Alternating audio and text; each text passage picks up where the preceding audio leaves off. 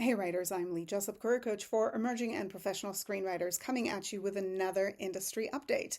We had a really good week last week. There was a naked spec that sold in the marketplace to Lionsgate. There was a pitch sale, and I certainly wasn't anticipating that I would be recording this for you today. But we have some really great box office news, which is incredibly important for writers and for the industry because it speaks to whether or not audiences are showing up. And for Sinners, that is just wrapping up its second weekend in the box office, audiences showed up in a way that is really exciting. Now, when a movie opens, you are always hoping for a really good opening because that's where your movie will make the most money that it's going to generate, right? That first weekend box office. Sinners did great in its first weekend in the box office and movie theater, but it did even better in week two. Now, did it make more money? No, that's not what I'm talking about.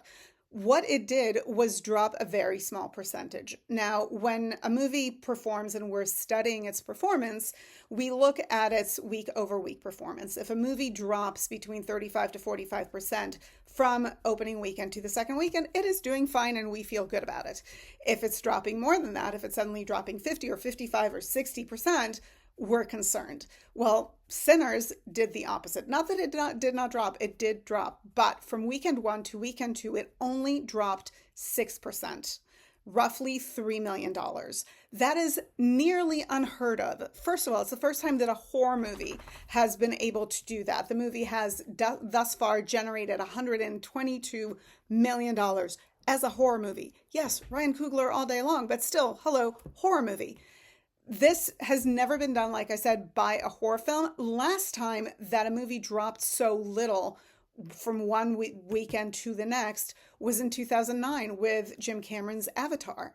So what this is telling us is that people are going to movie theaters, which is incredibly important for anybody who wants to continue to work in this industry or build a career in this industry.